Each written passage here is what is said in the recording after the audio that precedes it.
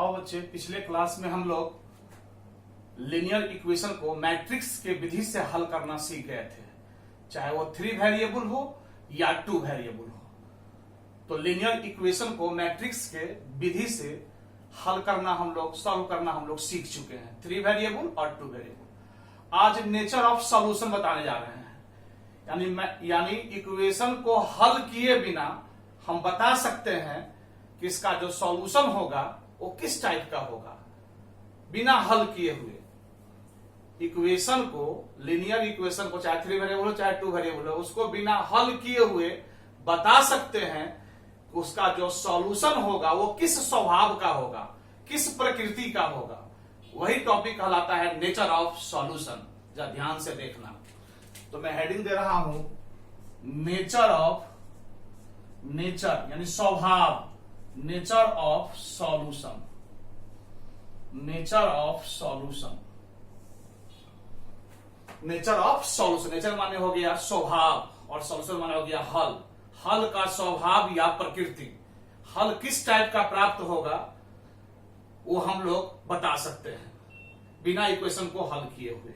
वही टॉपिक कहलाता है नेचर ऑफ सॉल्यूशन। याद करो, पिछले क्लास में हम लोग पढ़े थे 3 वेरिएबल में जो हम लोग का इक्वेशन का स्टैंडर्ड फॉर्म था वो ऐसा था, a1x plus b1y plus c1z is equal to d1, a2x plus b2y plus c2z is equal to d2, और a3x plus b3y plus c3z is equal to d3। तुम लोग को याद दिलाने के लिए हमने लिख दिए हैं।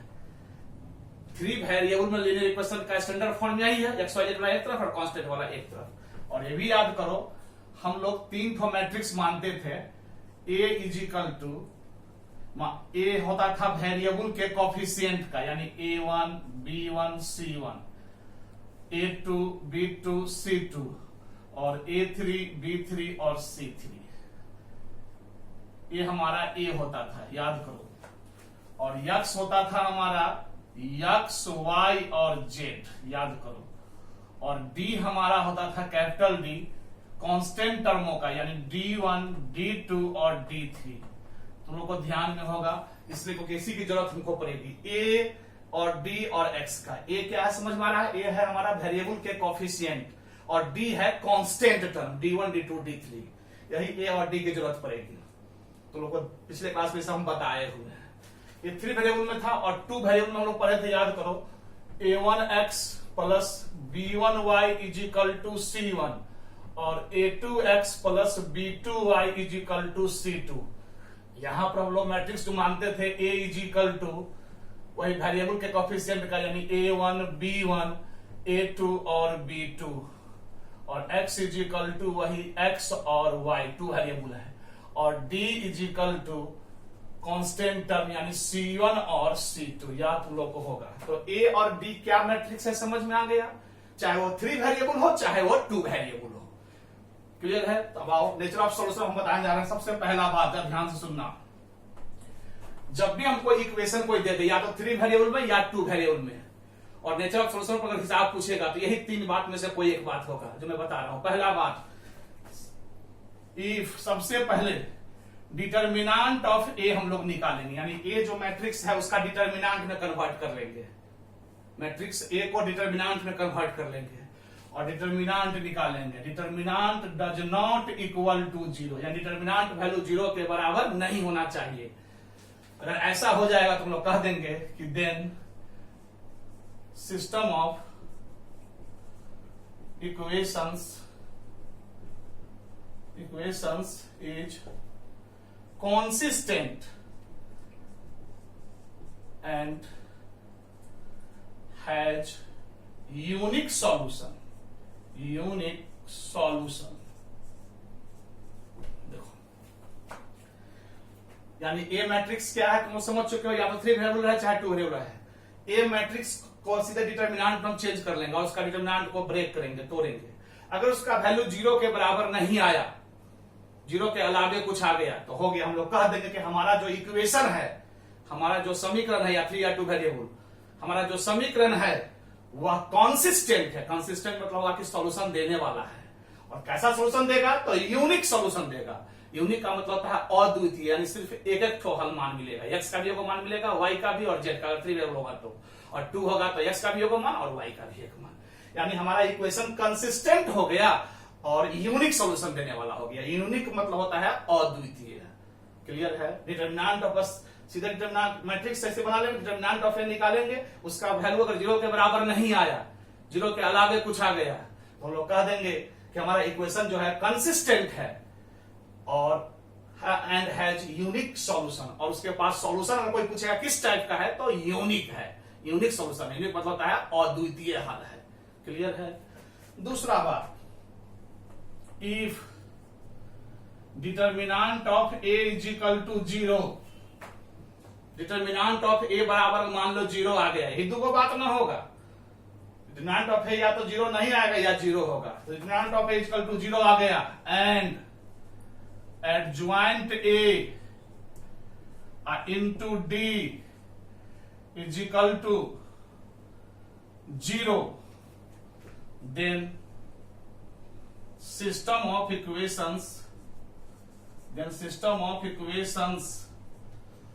is consistent and has infinite solution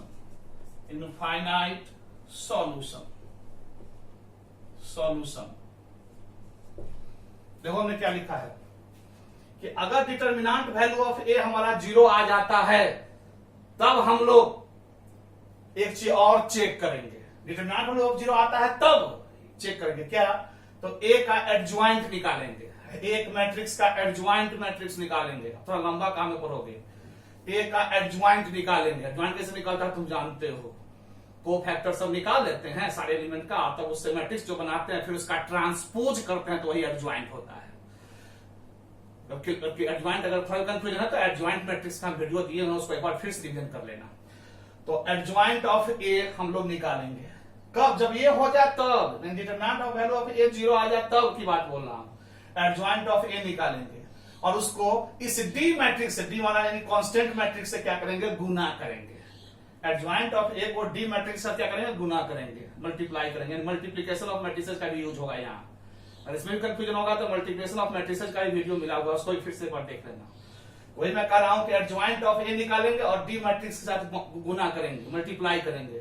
गुणनफल अगर 0 आ गया, 0 मतलब 0 मैट्रिक्स आ जाएगा, ऐसे ऐसे 0 आ जाए, 0 टाइप का 0 मैट्रिक्स आ जाए, तो गुणनफल अगर हमारा 0 आ गया, यानी डिटरमिनेंट वैल्यू भी 0 आया ए का, और एडज्वाइंट ऑफ ए और ए निकाल कर और डी के साथ जब गुना किए तो दोनों का गुणनफल अगर 0 आ गया, तो हम लोग कह देंगे कि मेरा इक्वेशन सब जो है सो कंसिस्टेंट है। फिर कंसिस्टेंट हो गया यानी हल देने वाला हो गया, लेकिन सॉल्यूशन जो होगा वो यूनिक नहीं होकर के इनफाइनाइट सॉल्यूशन होगा। इनफाइनाइट सॉल्यूशन होता है अनंत हल प्राप्त हो जाएंगे। क्लियर है?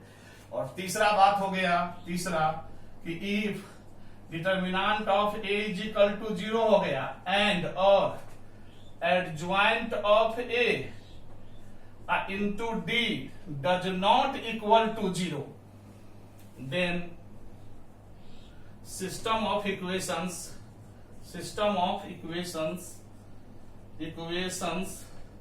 is inconsistent। यही है नेचर ऑफ सॉल्यूशन। देखो यानी determinant of A does not 0 आएगा तो एक कहानी, determinant of A is equal to अगर 0 आ गया तो वही बात, ये दोनों में से कोई एक ही बात होगा।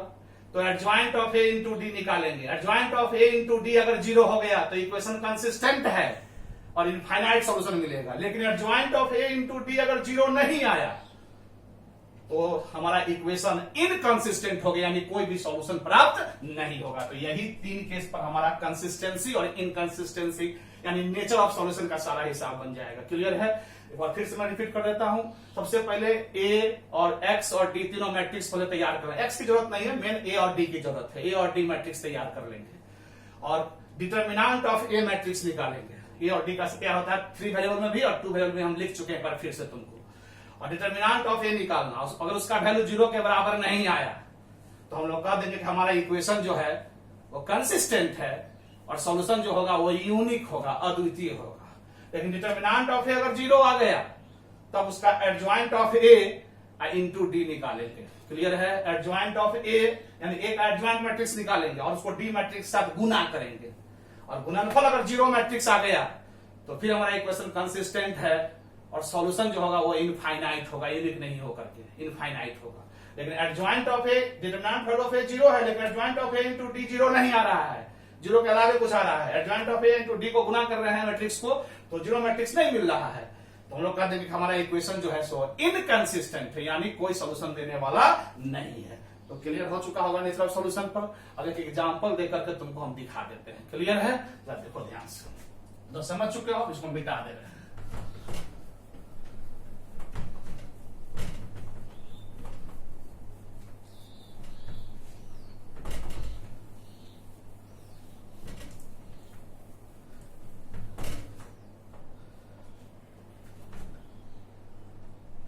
एग्जाम्पल ऐसे लेते हैं 5x plus 3y plus z is equal to 16।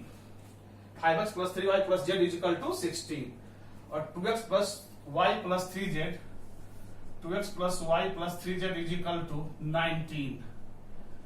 2x plus y plus 3z is equal to 19। x plus 2y plus 4z, x plus 2y plus 4z is equal to 25। 4z is equal to 25। अब यही है, हमको check करना है consistency और inconsistency का, चाहे unique solution चाहे इनफाइनाइट सॉल्यूशन का, जो भी बोले सब बात तो बोल ही चुके हैं, यानी नेचर ऑफ सॉल्यूशन का जैसा भी हिसाब हमसे पूछे। तो आओ चेक करना। सबसे पहले हम लोग ए और डी मैट्रिक्स निकाल लेंगे, क्योंकि ए और डी की जरूरत पड़ती है। तो समझ चुके हो, ए कहते हैं सॉल्यूशन, नेचर इसका बताना है क्या है। तो हम लोग सबसे पहले ए मैट्रिक्स निकालेंगे। ए मैट्रिक्स होता है वेरिएबल, इक्वेशन को स्टैंडर्ड फॉर्म में करेंगे। यहां ऑलरेडी स्टैंडर्ड फॉर्म हमारा इक्वेशन है ही। क्लियर है? इसलिए इसको स्टैंडर्ड फॉर्म में करने की कोई जरूरत नहीं है, अगर नहीं रहता तो कर लेते, यानी एक्स वाई जेड वाला एक तरफ और कांस्टेंट वाला एक तरफ। अब आओ 5 3 1 एक्स वाई जेड का कोएफिशिएंट 2 1 और 3 और 1 2 और 4, यह ए हो गया हमारा।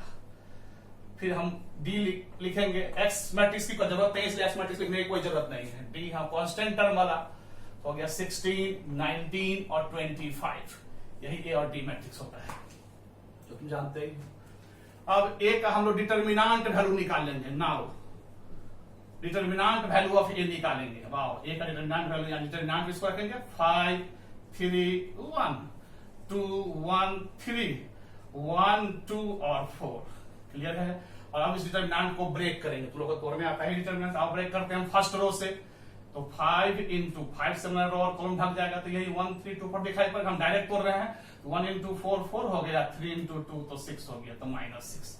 फिर -3 3 से बनने वाला रो और कॉलम ढक जाएगा, तो 2 3 1 4 दिखाई पड़ेगा, तो 2 इंटू 4 8 हो गया, और 3 इंटू 1 तो 3 हो गया, तो 8 -3। फिर +1, तो 1 से बनने वाला रो और कॉलम ढक जाएगा, तो 2 1 1 2 होगा, तो 2 इंटू 2 4 हो गया, और -1 इंटू 1 तो 1 हो गया। इस प्रकार से 4 में से 6 गया, -2 इंटू 5 तो -10 हो गया, 8 में से 3 गया तो 5 इंटू 3 तो 15 हो गया, तो -15 हो गया, और 4 में से 1 गया तो 3 और +1 3 इंटू 1 तो ये 3 हो गया। 25 में से 3 गया तो -22 हो गया, -22। क्लियर है? अब बताओ डिटर्मिनेंट वैल्यू ऑफ ए क्या 0 आया? यानी determinant value of A does not equal to क्या हो गया 0, क्योंकि ये -22 आ गया, 0 नहीं आया। तो यही तो कहानी खत्म हो गया। हम लोग कह देंगे हेंस, अतः सिस्टम ऑफ इक्वेशंस यानी ये जो इक्वेशन सब जो है तीनों इक्वेशंस इज कंसिस्टेंट। अब इतना ही पूछेगा तो कह देंगे कंसिस्टेंट है। क्लियर है? कोई पूछेगा कि कैसा सॉल्यूशन है, तो उससे भी आगे बढ़कर बोल सकते हैं कि एंड हैज यूनिक सॉल्यूशन। अगर कोई पूछे सॉल्यूशन तब, अगर सिर्फ कंसिस्टेंसी इनकंसिस्टेंसी अगर कोई बोले तो यही पर रोक देंगे कि system of equations is consistent, यानी सिस्टम ऑफ इक्वेशन जो है सो कंसिस्टेंट है। फिर कोई पूछे कैसा सॉल्यूशन है, तो कहेंगे यूनिक सॉल्यूशन है। तो ये पहला केस पर काम हो गया। Determinant of A equal to क्या आ गया, 0 के बराबर नहीं आया, यानी -22 आ गया। क्लियर है? लेकिन यही हिसाब में अगर मान लो डिटर्मिनेंट ऑफ ए हमारा कहीं अगर 0 आ गया रहता, ये 0 हो गया रहता मान लो, तो यहां पर भी हम कुछ नहीं बोलते, तब इस ए मैट्रिक्स का एडज्वाइंट मैट्रिक्स निकालते हैं, और एडज्वाइंट मैट्रिक्स जो निकलता एडज्वाइंट ऑफ ए उसको डी के साथ गुना करते। जीरो अगर आया रहता तब की बात में बोल रहा हूं, सब बात बोल रहा हूं, ध्यान सुनना। अगर डिटर्मिनेंट ऑफ ए अगर जीरो आ गया रहता तब ए का एडज्वाइंट निकालते हैं, एडज्वाइंट मैट्रिक्स निकालना पड़ता है, एडज्वाइंट निकालना तुम जानते हो, और एडज्वाइंट को डी मैट्रिक्स के साथ गुना करते हैं, और गुना करने पर अगर यह जीरो मैट्रिक्स आ जाता, मानो जीरो मैट्रिक्स आ जाता, जीरो मैट्रिक्स मतलब इसका सारा एलिमेंट जीरो हो, तो यह जीरो मैट्रिक्स अगर आ जाता तो हम लोग कह देते कि मेरा इक्वेशन जो है सो कंसिस्टेंट है, लेकिन सॉल्यूशन जो होगा सो इनफाइनाइट होगा। क्लियर है? लेकिन अगर यही अगर does not equal to zero, यानी जीरो मैट्रिक्स नहीं आता, तो हम लोग कह देते कि मेरा इक्वेशन जो है सो इनकंसिस्टेंट है। तो तुम लोग समझ चुका, 3 वेरिएबल पर जैसा भी सा पूछेगा कंसिस्टेंसी और इनकंसिस्टेंसी से, तो तुम लोग को क्लियर हो चुका। मैं सारा बात तुमको बता दिया इस एग्जांपल के माध्यम से। क्लियर है? अब जरा एक तो 2 वेरिएबल का एग्जांपल देकर हम दिखा देते हैं, इसको हम मिटा रहे हैं।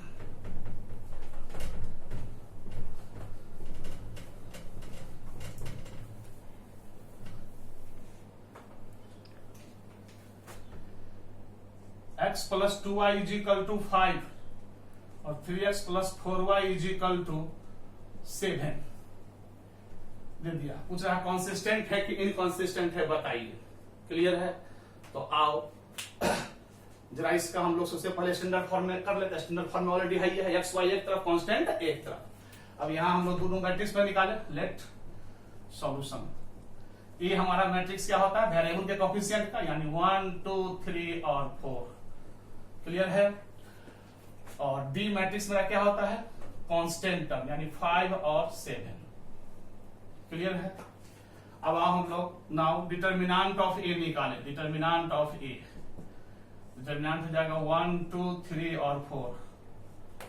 क्लियर है? अब आओ इसका हम निकालते हैं 1 into 4 तो 4, 2 ऑर्डर 2x2 होगा तो और हल्का होगा, 2 वेरिएबल का इक्वेशन होगा तो और हल्का काम होगा, क्योंकि डिटर्मिनेंट 2x2 ऑर्डर का बन जाएगा, सेकंड ऑर्डर का डिटर्मिनेंट बनेगा। 1 into 4 4 और 3 into 2 तो 6, तो 4 minus 6 यानी हो गया -2। क्या ये जीरो आया? नहीं आया। जीरो जब ये नहीं आया तो कहानी खत्म, यहीं पर कर देंगे। जब ये दैट इज अर्थात यानी डिटर्मिनेंट ऑफ ए हमारा जीरो नहीं आया, हेंस अतः सिस्टम ऑफ इक्वेशंस इज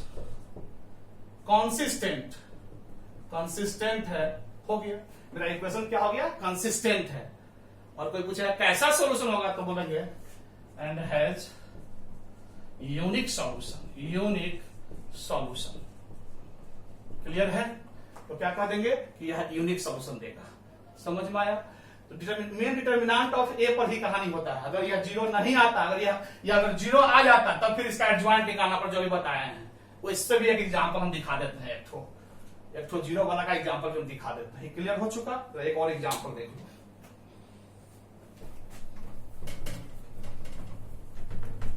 जैसे एक एग्जांपल है x plus y is equal to 2 और 2x plus 2y is equal to 4। जैसे x plus y is equal to 2 और 2x plus 2y is equal to 4। Clear है? अब जरा ध्यान से देखो। अब इसमें कह रहा है कि कंसिस्टेंसी इनकंसिस्टेंसी चाहे नेचुरल सॉल्यूशन के बारे में बताइए। तो आओ सबसे पहले हम लोग इक्वेशन को स्टैंडर्ड फॉर्म में करेंगे, ऑलरेडी स्टैंडर्ड फॉर्म है ही। क्लियर है? तो आओ सबसे पहले हम स्टैंडर्ड फॉर्म बोलते हैं एक्स वाला एक तरफ, कांस्टेंट वाला एक तरफ। तो आओ सबसे पहले हम लोग वह 3 मैट्रिक्स पर काम करते हैं। Let A is equal to,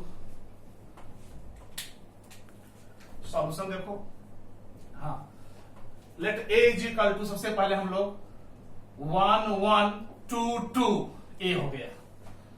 A is equal to 1 1 और 2 2। यहां तो समझने में तो कोई दिक्कत नहीं है। ए इज इक्वल टू 1 1 और 2 2 और डी इज इक्वल टू 2 और 4। डी इज इक्वल टू 2 और 4। यहां तो समझने में कोई दिक्कत नहीं है। ए इज इक्वल टू 1 1 2 2 और डी इज इक्वल टू 2 और 4। अब यहां देखो, सबसे पहला काम हम करेंगे क्या? इसका डिटर्मिनेंट वैल्यू निकालेंगे। Now determinant of A is equal to, तो 1 1 2 2। अब देखो तो 2 और -2 तो क्या हो गया? 0 हो गया। डिटर्मिनेंट वैल्यू ऑफ ए क्या आ गया? 0 आ गया। तब यहां हम लोग डिटर्मिनेंट वैल्यू से काम नहीं करेंगे, यहां हम लोग को डिटर्मिनेंट वैल्यू से काम नहीं करना होगा। अब हम लोग को एडजॉइंट ए निकालना पड़ेगा, क्योंकि यहां जीरो अगर नहीं आता तो यहीं पर कह देते हैं, लेकिन ये जीरो आ गया डिटर्मिनेंट वैल्यू, तो हम लोग को अब इसका एडजॉइंट से काम करना पड़ेगा। अब एडजॉइंट ऑफ ए निकालना पड़ेगा। एडजॉइंट ऑफ ए निकालने के लिए तो जानते ही हो, पहले कोफैक्टर से निकालना पड़ेगा। तो काम कर रहे हैं फ्रॉम फर्स्ट रो, पहला रो से cofactor of one, cofactor of one, one का कोफैक्टर, वन से बनने वाला रो और कॉलम ढक जाएगा, तो क्या दिखाई पड़ रहा है 2, तो 2 हो गया। फिर कोफैक्टर ऑफ वन, फिर वन का कोफैक्टर, तो रो और कॉलम ढक गया, तो फिर 2, लेकिन माइनस हो जाएगा, क्योंकि साइन तुम जानते हो होता है plus minus minus plus 2/2 order में, और कोफैक्टर तुम लोग को क्लियर है, बात बता चुके हैं। फिर फ्रॉम सेकेंड रो से, from second row, second row clear है। आओ कोफैक्टर ऑफ 2, तो 2 से बना रो और कॉलम ढक जाएगा, तो हो जाएगा -1, क्योंकि प्लस माइनस माइनस होता है। और कोफैक्टर ऑफ 2, फिर 2 से बनने वाले रो और कॉलम ढक जाएंगे, तो 1 हो जाएगा। तो इस प्रकार से हम लोग कोफैक्टर निकाल लेता हूं, हम निकाल रहे हैं adjoint A is equal to, यानी ए का एडजॉइंट निकालने जा रहे हैं। Adjoint A is equal to transpose of matrix जो कोफैक्टर से बना है, जो कोफैक्टर से बना है। तो आइए, तो फर्स्ट रो में क्या क्या है 2 -2 फर्स्ट रो में, और सेकेंड रो में है -1 और 1, क्लियर है। 2 -2 -1 और 1, उसका ट्रांसपोज कर देंगे, तो एडजॉइंट ए हमारा हो जाएगा फर्स्ट रो को फर्स्ट कॉलम, तो 2 -2 ट्रांसपोज मतलब रो को कॉलम में चेंज कर देते हैं। फर्स्ट रो हो गया हमारा फर्स्ट कॉलम, और सेकेंड -1 और 1 हो गया, सेकेंड रो हमारा सेकेंड कॉलम। तो एडजॉइंट ए हमारा निकल गया, यहां तक समझने में तो किसी को दिक्कत नहीं, क्लियर है। अब एडजॉइंट ए जब निकल गया, तो हम लोग क्या करेंगे, नाउ यही हम कर रहे हैं काम, adjoint A into D matrix को गुना करेंगे। देखो क्या होता है, adjoint A into D. Adjoint A हमारा है 2 -1 -2 और 1 इनटू डी मैट्रिक्स हमारा यहां निकाले हुए हैं, डी हमारा है 2 और 4, 2 और 4। अब आइए इस दोनों मैट्रिक्स हम लोग क्या करेंगे, गुना करेंगे। कॉलम रो नियम पालन कर रहा है कि पहला मैट्रिक्स में कॉलम की संख्या दूसरे मैट्रिक्स में रो की संख्या के बराबर होता है, तभी मल्टीप्लिकेशन संभव होता है।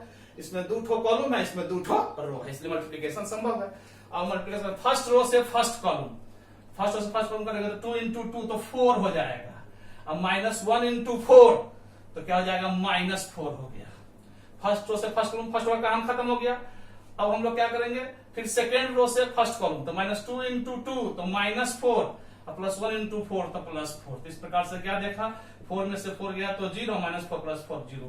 क्या हमको adjoint of A into D equal to 0 आ गया। एडजॉइंट जब डिटर्मिनेंट वैल्यू 0 आ गई, तब adjoint of A into D निकालेंगे, और adjoint of A into D अगर हमको 0 आ गया, तो इसका मतलब हमारा इक्वेशन कंसिस्टेंट है और इनफाइनाइट सॉल्यूशन मिलेगा। अगर ये 0 नहीं आता तो इनकंसिस्टेंट बोल देते हैं, क्लियर है। लिख देंगे hence system of equations, system of equations is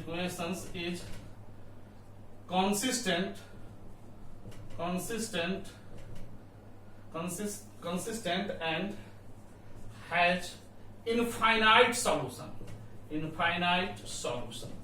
तुम लोगों को क्लियर हो चुका होगा। डिटर्मिनेंट वैल्यू ऑफ ए हमारा 0 आया है, तभी हम लोग adjoint of A into D का काम करेंगे, चाहे वो 2 वेरिएबल हो चाहे 3 वेरिएबल हो। Adjoint of A into D हमारा 0 आ गया, इसका मतलब है कि हमारा इक्वेशन कंसिस्टेंट है, लेकिन सॉल्यूशन यूनिक नहीं होकर के इनफाइनाइट होगा। लेकिन adjoint of A into D अगर 0 के बराबर नहीं आता, यहां अगर मान लो 0 मैट्रिक्स नहीं मिलता, तो हम लोग कह देते हैं कि हमारा इक्वेशन जो है वो इनकंसिस्टेंट है। तो हमको लगता है कि तुम लोग का एकदम क्लियर हो गया होगा कंसिस्टेंसी और इनकंसिस्टेंसी, चाहे यूनिक सॉल्यूशन चाहे इनफाइनाइट सॉल्यूशन, ये सब एकदम क्लियर हो चुका होगा। जब भी तुमको इक्वेशन देगा तो या तो 3 वेरिएबल देगा या तो 2 वेरिएबल देगा। तो इन्हीं बातों से हम लोग नेचर ऑफ सॉल्यूशन का काम करते हैं। तो यहां तक तो समझने में कोई दिक्कत नहीं हुआ होगा। अब हम लोग इसके अगले क्लास में फिर देखेंगे क्रेमर्स रूल। क्रेमर्स रूल क्या है वो हम अगले क्लास में फिर बात करेंगे। तो यहां तक समझने में कोई दिक्कत नहीं है। इस पर जितना भी हिसाब, जैसा भी हिसाब तुमको मिलेगा तो बना सकते हो। क्योंकि हिसाब कैसा होगा, इक्वेशन देना ही पड़ेगा, या 3 वेरिएबल दे चाहे 2 वेरिएबल दे, तो बनाने का यही ढंग होता है। इसलिए इस पर कितना भी कोई भी हिसाब, चाहे ये वो हिसाब बनाओ चाहे 75 को हिसाब बनाओ, ऑल आर इक्वल, क्योंकि मेन जो है वो थ्योरी है जो मैंने बता दिया है, समझे कि नहीं, बता दिया जैसा भी हिसाब होगा बनाने का तरीका यही होगा। तो यहां तक समझने में किसी को दिक्कत नहीं। सभी विद्यार्थियों को बहुत बहुत प्यार और thank you for your patience.